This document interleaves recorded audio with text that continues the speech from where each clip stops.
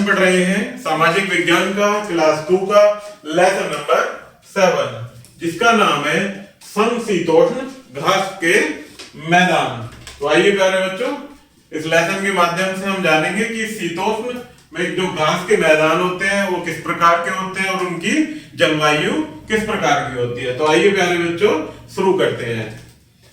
समशीतोष्ण घास के मैदान में 23 सही 1/2 नॉर्थ, N मीन्स उत्तरी और S मीन्स दक्षिणी अर्थात साउथ।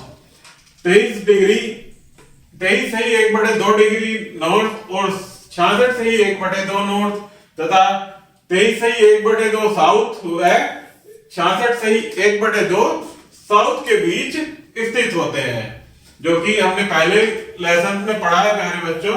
ग्लोब पर जब हम देखते हैं कि ग्लोब जो कि हमारा एक पृथ्वी का प्रतिरूप होता है, जिस पर जो मध्य में एक रेखा होती है जिसे क्या बोलते हैं, भूमध्य रेखा। उसमें ऊपरी साइड में उत्तरी ध्रुव और निचली साइड में दक्षिणी ध्रुव पाया जाता है। तो उसी ऊपरी साइड में जो कि उत्तरी ध्रुव में 23 सही 1/2 डिग्री पर क्या होता है, हमारा उत्तरी ध्रुव अर्थात उत्तरी ध्रुव में और 66.5 डिग्री उत्तरी ध्रुव में ही हमारा इसकी स्थिति पाई जाती है। उसी प्रकार ये इसके बीच में इनकी स्थिति दी गई है 23 डिग्री से 23.5 से 66.5 उत्तरी अक्षांश पर और 23.5 से 66.5 दक्षिणी अक्षांश पर। ये घास के मैदान विभिन्न महाद्वीपों में भिन्न भिन्न नामों से जाने जाते हैं। एशिया में ये स्टेप, अफ्रीका में वेल्ड, एशिया में स्टेप और अफ्रीका में वेल्ड, उत्तरी अमेरिका में प्रेरी, दक्षिण अमेरिका में पंपास, ऑस्ट्रेलिया में डाउन्स कहे जाते हैं। तो ये प्यारे बच्चों अलग अलग स्थानों पर इनके भिन्न भिन्न नाम दिए गए हैं। ये घास के मैदान प्राय मैदानों पर पाए जाते हैं तथा भूमि का एक बड़ा क्षेत्र घेरते हैं। ये चित्र के माध्यम से भी यह समझाया गया है प्यारे बच्चों, जितने भी इनके नेम्स हैं वो दिए गए हैं, प्रेरीज, सवाना, स्टेप्स के मैदान। ये क्या है, घास के मैदान कौन कौन सी रेखा पर होते हैं, ये कर्क रेखा और ये भूमध्य रेखा, जो कि पृथ्वी को एक बराबर भागों में विभक्त करती है। आगे देखते हैं स्थिति, घास के मैदानों की क्या स्थिति होती है। प्रेरी घास के मैदान पश्चिमी क्षेत्र में बहुत बड़े चपटे मैदान है, जिनसे होकर मिसिसिपी तथा मसूरी नदी बहती है। कनाडा में 3 प्रांत अल्बेस्ता, मैनितोबा तथा सस्कतचेवन प्रेरी प्रांत कहे जाते हैं। यहाँ की जलवायु किस प्रकार की है कि प्रेरी मैदानों की शीतोष्ण जलवायु है। सर्दियां बहुत ठंडी होती है।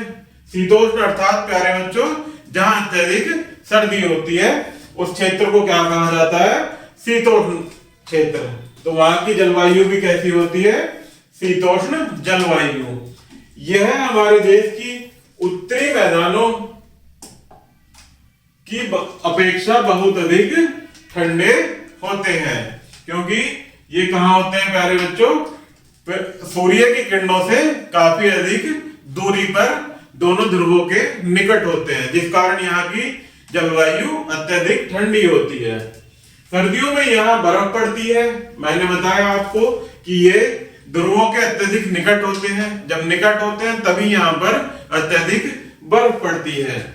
ग्रीष्म ऋतु गर्म होती है, लेकिन इतनी गर्म नहीं होती जितनी भूमध्य क्षेत्र में। अब भूमध्य क्षेत्र की बात आती है तो हमें पता है कि भूमध्य रेखा पर अत्यधिक गर्मी पड़ती है, कारण कि वहां पर सूर्य की किरणें सीधी पड़ती है।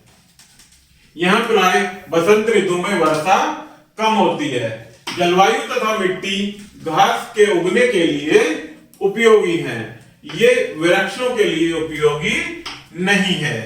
तो यहाँ पर क्या है प्यारे बच्चों कि वृक्ष नहीं पाए जाते हैं, परंतु मिट्टी घास के लिए उपयोगी होती है।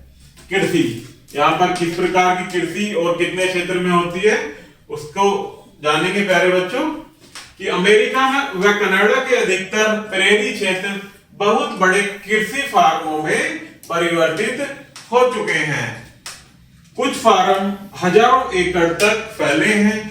इनमें गेहूं, राई, जौ, सन तथा जई आदि पाए जाते हैं। गेहूं सबसे प्रमुख फसल है।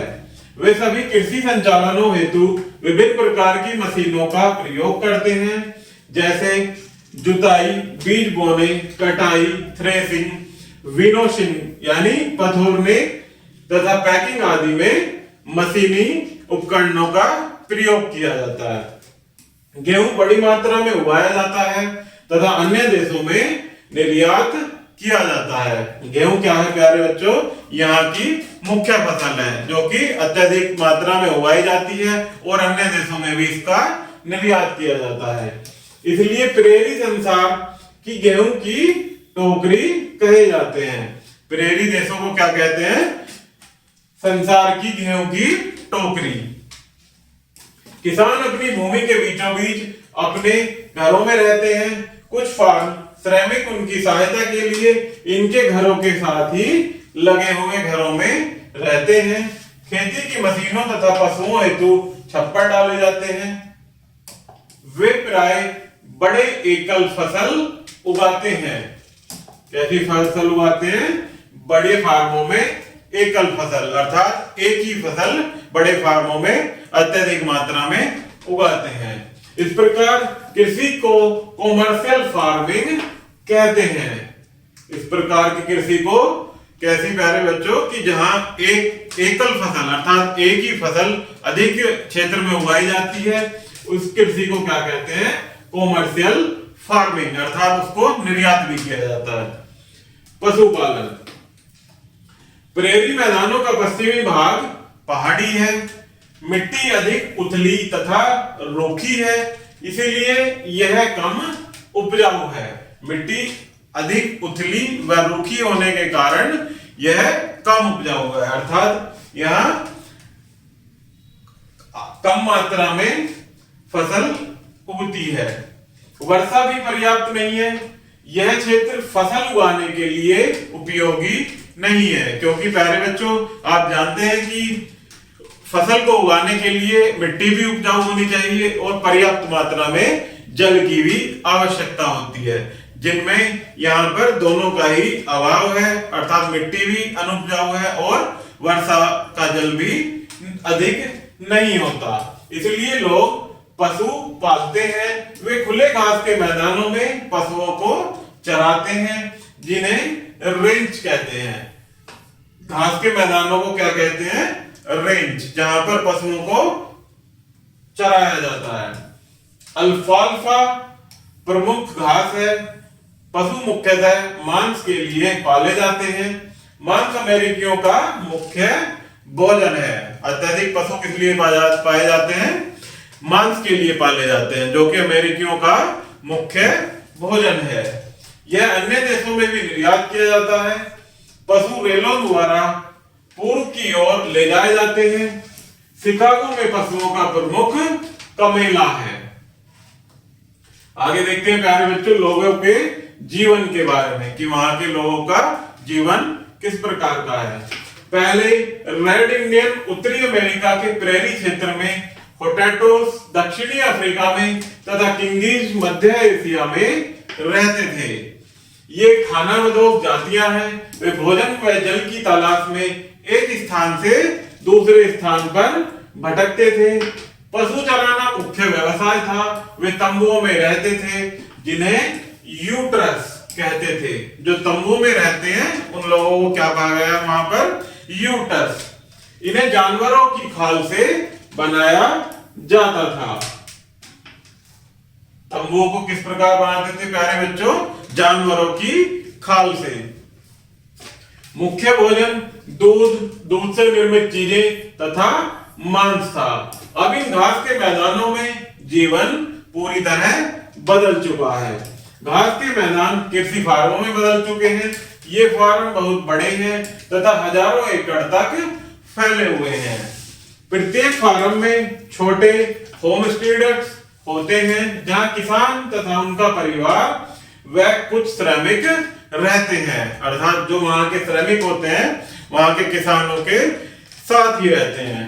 प्रेरी के पश्चिमी भाग की पहाड़ी मृदा रूखी, कठोर तथा कम उपजाऊ है, इसलिए यह क्षेत्र फसल उगाने हेतु उपयोगी नहीं है। अर्थात हमने अभी पिछले लेसन में पढ़ा था प्यारे बच्चों कि फसल उगाने के लिए वहां की मृदा भी उपजाऊ होनी चाहिए और पर्याप्त मात्रा में जल का होना भी आवश्यक है, जो कि ना तो यहाँ की मिट्टी उपजाऊ है, जो कि रूखी है, कठोर व कम उपजाऊ है, जिस कारण यहाँ फसल और यहाँ की क्षेत्र उपजाऊ या फसल के लिए उपयोगी नहीं है।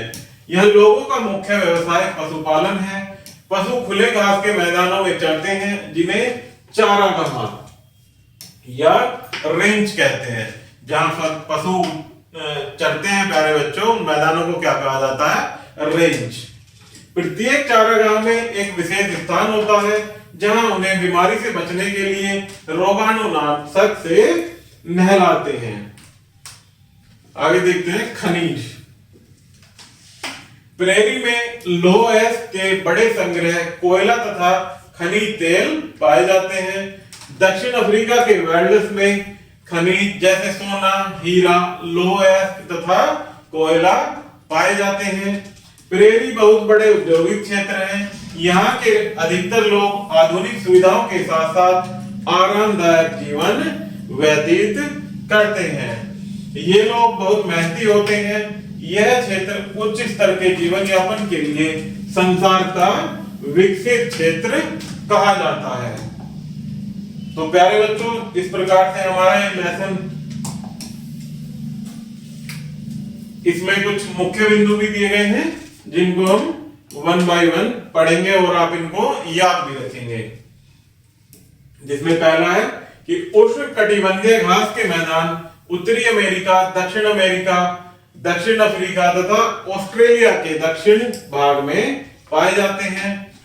नेक्स्ट है प्रेरी उत्तर अमेरिका के वृक्ष रहित घास के बड़े मैदान है। अर्थात वृक्ष रहित मीन्स यहाँ पर वृक्ष न होकर अत्यधिक मात्रा में घास पाई जाती है, जिस कारण वहां घास के बड़े मैदान पाए जाते हैं जो कि वृक्ष रहित होते हैं। नेक्स्ट है बड़ी नदियों जैसे मिसिसिपी तथा मसूरी का पानी इन घास के मैदानों में आता है। प्रेरी में संसार का गेहूं का बड़ी मात्रा में उत्पादन होता है। अर्थात गेहूं का अधिक उत्पादन होने के कारण प्यारे बच्चों, यह गेहूं यहाँ की मुख्य फसल होने के कारण यह अन्य देशों में भी निर्यात की जाती है। नेक्स्ट है प्रेरी के किसान आरामदायक जीवन व्यतीत करते हैं तथा उनका उच्च जीवन स्तर होता है। अर्थात वहां के लोगों का जीवन स्तर कैसा होता है? उच्च कोटि का। तो इस प्रकार से प्यारे बच्चों हमारा ये लेसन यही समाप्त होता है। आशा करता हूं कि आपको यह वीडियो जरूर पसंद आई होगी। धन्यवाद।